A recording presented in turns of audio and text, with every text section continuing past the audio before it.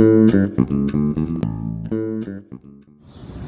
continuing the last video a little bit more, I'd like to finish off with two concepts, maybe, perhaps finish off. We'll see if another video comes to my mind after recording this one. You might be asking, is there no break in the requirements and the data volumes that I'm talking about for metric engine? Is there nothing that allows us to reduce down the size of things? Yes, there is. One concept that allows us to reduce the demands for what's required for a metric engine is the concept of hot, warm, and cold. Hot data is that data that is most useful to us, it's most current, it gets used most frequently in reporting processes, both transactions and balances. Today's balances get used very frequently. This month's ending balances, or last month's ending balances, depending upon where we're at, get used very frequently. The year balances get used very frequently, and so even though they're much older than the month or the day balances, because they're the last within that time period, they qualify as hot data. Medium data is data that might still need to be used for have certain types of processing done against it. For example, reclass processing might still be something that needs to happen in the warm data space.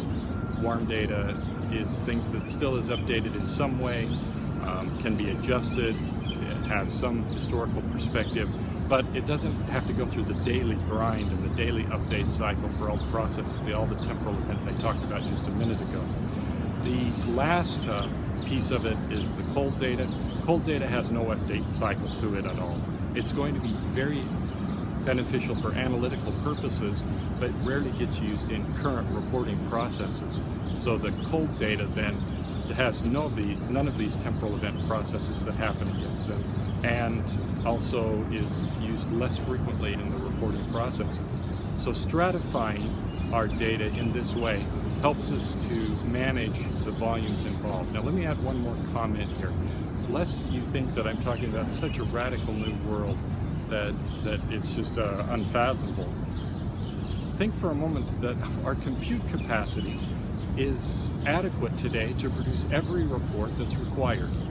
We have compute capacity to produce every report, but we also use a lot of that compute capacity in fragmented ways to manage these reconciliation processes and to manage unengineered standalone reporting processes for analytical balances that we never formally created.